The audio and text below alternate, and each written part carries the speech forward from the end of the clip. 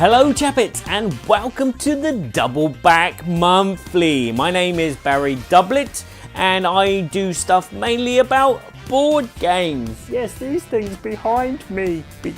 Yes, so welcome to this video. If this is your first time, what is this video about? Well, this video is about what I've been doing in the past month in relation to the board game world. And that's not much, but it's something. And this video is basically being set up for my Patreon backers so they can see what I've been doing and how I've been working hard for the money that they've been donating, which is very, very thankful, of course.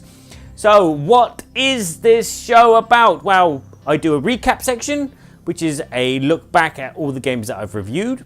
I do a question section where you can ask me questions and I will answer them. And there's also the prize draw raffle, which is again part of the Patreon that I do. So there's certain pledges that if you pledge to, your name gets put into a hat, and then I do it it's not live, but it's kind of live, and I pull a name out of a hat and that person will win a copy of my CD last night. Well, not actual physical CD, but a card which they can then go to a website and download it with a code. So there you go. That's what this video is about. And as you probably noticed, for the regular viewers, the name has changed. It's no longer the monthly video. It is now called the Double Back Monthly. Why is it called that? Well, there was a suggestion after the last video from Akahoshire Zoom Sama. I don't know if I pronounced that correctly or not, but they said that I should call it Doublet's Double Talk. And that got me thinking, and then ideas started to form. And so why is it called Double Back? Well, double back is to go back and go back the way you came. So this kind of ties in with, you know, me talking about all the reviews that I've done and do like a kind of like abbreviated version of those reviews. Yes. And double is because my name is Doublet, and back is again tied in with Patreon because there's people that back what I do and help motivate me even more to get more game reviews reviewed. And as you can see, I'm touching the ceiling here now with some of these games, but the reviews are coming. The reviews are coming. So I'm going to stop babbling even, because that's what I do. I babble. I don't gather. I gather. Yeah, but anywho, let's go to the review of reviews.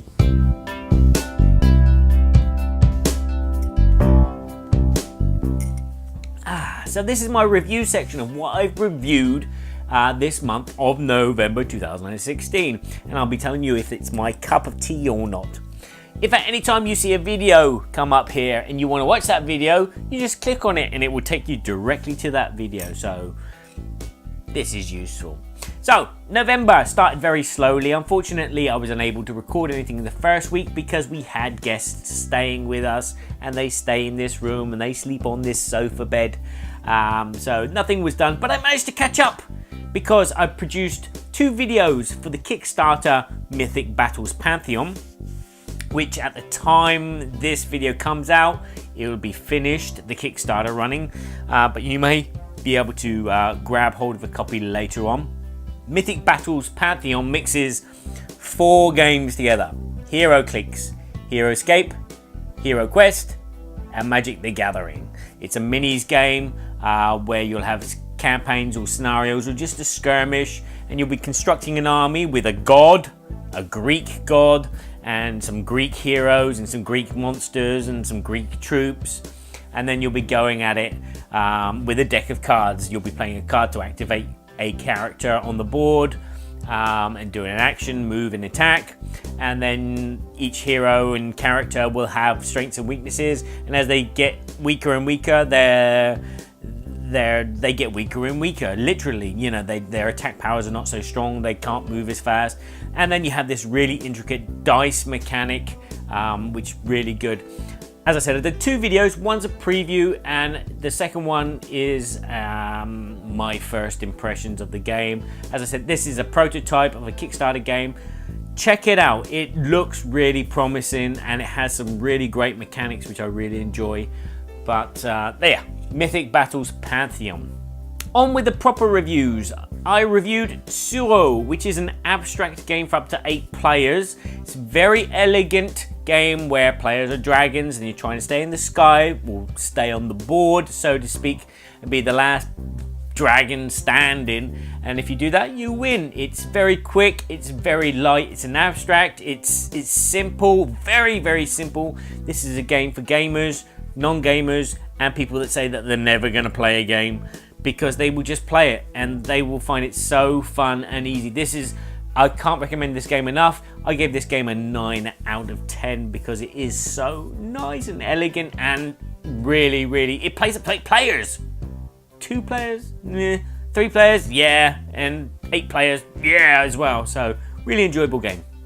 Now, a game that's only 2 players is Jolly and Roger, which is a pirate game where you're trying to get control of a line of pirate boats. And if you've got control, you can put your pirates on board and those pirates will give you points at the end of the game. And so you're fighting for control, but this is done with a I split and you choose mechanic, which means that you'll get some cards and then you'll have to divide those cards into 2 piles, and then you pass it over to your opponent and your opponent will choose which of the 2 piles they want, and then they will play them. They'll either use those pirates to get control of ships, or as I said, if you've already got control of ships, you can put those pirates on board your ship. It's a very light, very quick playing, really interesting 2-player game. Unfortunately, it is only 2-player, and it's a small box. It's not too bad. I really like it. My daughter loves playing it with me. Kind of my cup of tea. It's a 7.5 out of 10 for me. Really enjoyable if you're into 2-player games, and it's a card game and it's very light. And last on my review list is Baby Clues, which is again another card game. It's a very light one, and in this, players are playing babies, and this game's kind of like Guess Who and Cluedo kind of mixed into one. And each baby has its own weakness. You might be allergic to flowers, or you might be allergic to soap. And you got to keep that kind of hidden from the other players, because the other players are going to be trying to guess what you're allergic to. And you'll be collecting these items, which are going to be sprawled out in the middle of the room, and you're trying to get a collection of items which will let you leave the room and get you points as well. So once you've collected a certain amount of items and nobody's guessed your identity, you get points. But if you can guess someone else's identity, you get points as well.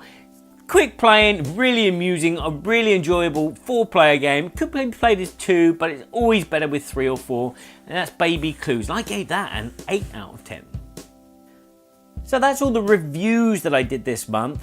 Definitely more coming. Yes, lots more coming. I'm working on one right now. But on the Berkey and Badger board game Babble front, we did one podcast, unfortunately, and it was called Too Much Fluff. And in the show, we reviewed some games and we chatted about what we've been up to. But we mainly got down to our subject, which was, are games coming with too much fluff in them? These games which have, it could have been just done with a small deck of cards, but it's actually coming with minis, and it's coming with a sound timer, and it's coming with these really elegant, cardboard cutouts and stands and things. Games like that, which just seem to be over pumped with fluff when they could have been simpler and cheaper, So if you want to go and check that out, obviously click on the box there. You can see us talking, can't you? Yeah, you can. And watch that show. We reviewed Onitama and we reviewed For Sale as well in that. So expect me to do some reviews of those 2. So there you go, there's some reviews that I did this month and some other videos that I've been doing. What have you been up to this month? Have you been busy? Let's go to question time, because I'm not gonna let you ask me a question because nobody's been sending me any questions. I'm gonna ask you a question.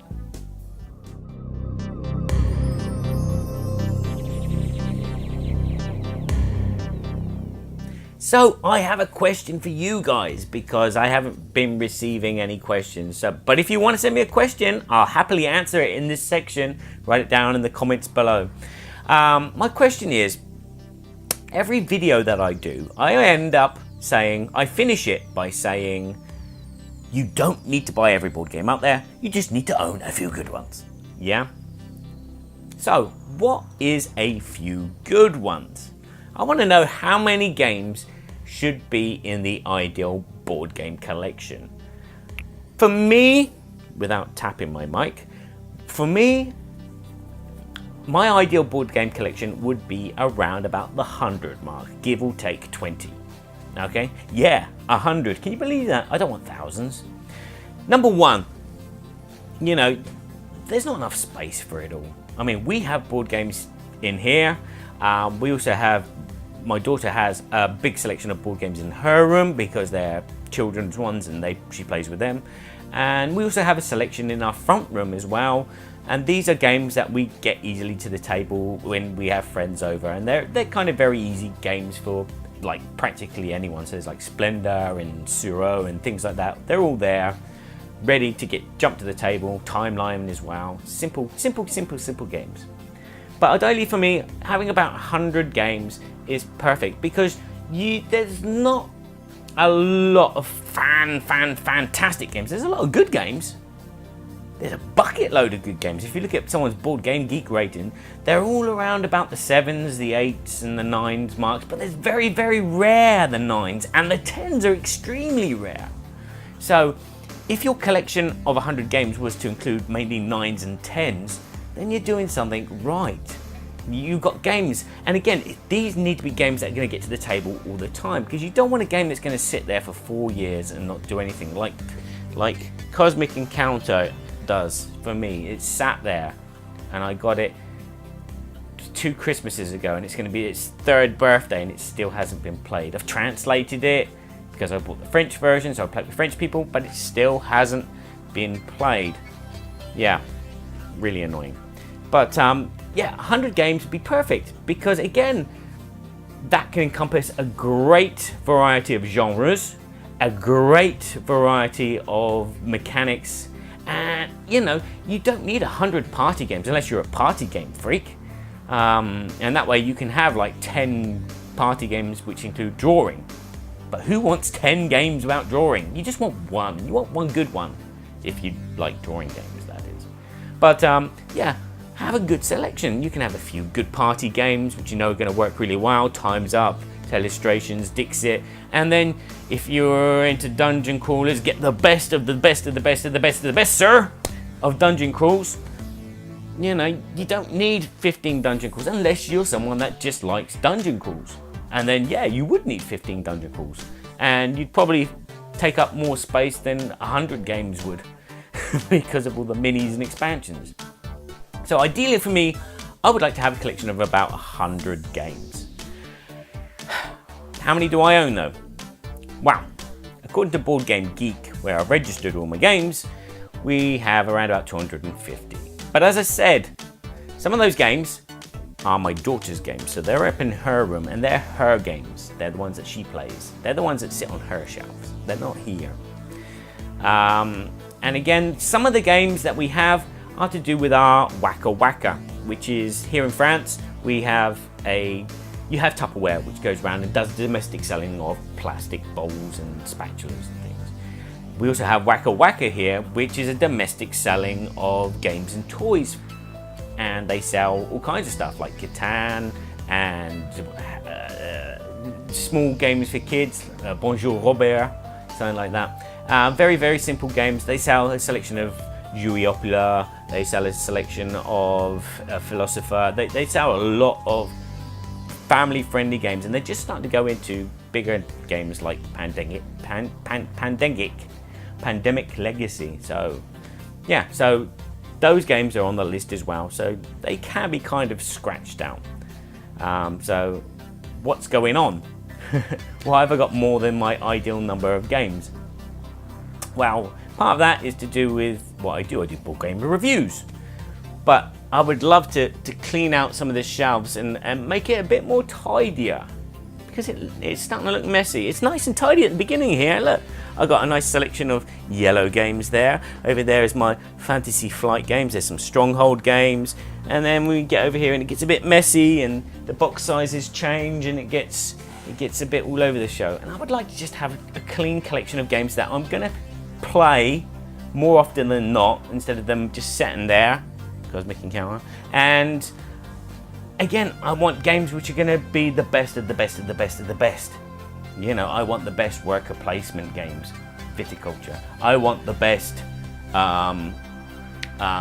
best dungeon crawling game, which is probably, it's a tough one, between Descent and Imperial Assault. But I want a really good Arkham Horror game, and there is Arkham Horror, and that's what I want. And I would like to get rid of some of the other stuff. So my question is, what is your ideal perfect size collection of games? Because this takes up a lot of mess, a lot of space as well. And also, how many games do you actually have?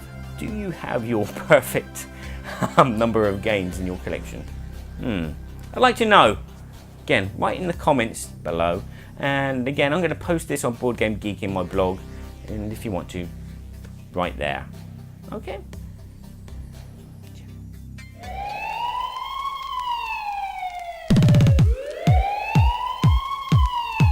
Yes, it's that time again. It's competition time. All of you Patreons who have donated at the $5 and $10 level, get your name put in this hat. And I draw a name out and you win a digital copy of my CD Last Night. Yes, I'll post that to you. So, without further ado, I will get on with this prize draw. I shake the hat, I put my hand in, I grab a name, and we have Leonardus. Congratulations, Leonardus, you've won. No, in fact, we only have one Patreon who is donated at the $5 and $10 level, and that is David. You've won yourself another copy. Congratulations, David. Yes. That brings me on to some other news about my Patreon. I'm going to shake things up a little bit. Yes, I am. I'm going to shake things up in a way which you've never shaken before. What I'm going to do is I'm going to change the Patreon a little bit. I'm going to tweak it. Anybody who donates more than $5 will automatically go into the competition prize draw to win a copy of Last Night. So that will shake things up quite a bit, I think. So look out for changes on the page. Also look out for another special $20 promo pack which I'm setting up. It includes a set of Cult Express cards, special. I'll have a very limited amount of those, and it will also include the Goons of New York from New York 1901. So look out for that pack coming soon. And as I said, I will be changing the Patreon pledge levels later this week. So look out for that. I've removed one as well, but don't worry, it's not going to affect anyone. Also, don't forget there are the t-shirts. I've got a bag full of t-shirts to give away. If you want to back at certain levels, I've got some Splendid t-shirts and some Call of Cthulhu t-shirts. Please read the notice and check the sizes. And later next year, I should have some more new different promos to give away as well in relationship to this Patreon. So thank you very much. Yep, that's all that remains me to do is thank you all. Thank you, my Patreons. I'm going to read out your names. Elephant Girl, thank you. You're very kind. I like you lots. David, well done for winning the competition. I'm going to say Kevin. Yes, that guy that I do a podcast with. Thank you very much for helping me. Vincent, you've been there since the beginning. I'll give you a big hug. And Olivier, thank you very much for your kind, generous donations to help get my way to get the new camera, which will zoom and do lots of other magic things. So when Mythic Battles does turn up, I'll be able to zoom right into the figures and you'll be able to see the intricate detail which is on those things. Amazing. So I'm going to say ciao for now.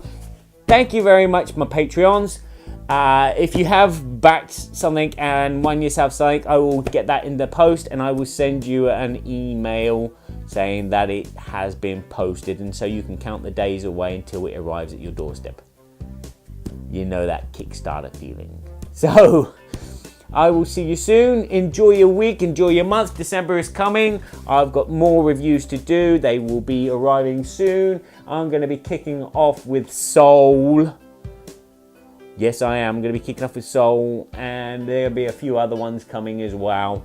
So look out for those. Also, I might do a top 10. Yes, I'm going to do a top 10. Yeah, I'm going to do a top 10. So expect to see a top 10 before Christmas as well. So all that remains for me to say again is ciao for now. And let's see if I can drag this video out a bit longer. No, I can't drag it out any longer. I need another coffee actually. I need the coffee. So, take care. Good night. Oh yeah, play nice with each other. But the way I like to teach this game is every player is a dragon, and the objective of the game is to keep flying. You know, keep on flying, keep on flying, and they got to stay in the sky and not come off the board or crash into each other. And the last player that is still flying is declared the winner. Each player will choose one of the different coloured tokens to represent their dragon. You'll choose a start player and they will place their dragon on the outskirts of the board on one of the white dashes. Then each person in turn order will place their dragons around the board. 28. 28 for the 4 days. Wow. That's it. It's a bargain. Just go, for the love of God, people. Just go. Eston, Gen Con, get there. Yeah. And then you can feel as sick as Jamie does. You can walk away with all the bacterial diseases. That's why all the Americans, whenever you saw an American, they would fist pump you. Well, this is Eric Martin. It's not fist pump, Barry. That's not what you're thinking of. But it's actually Eric Martin.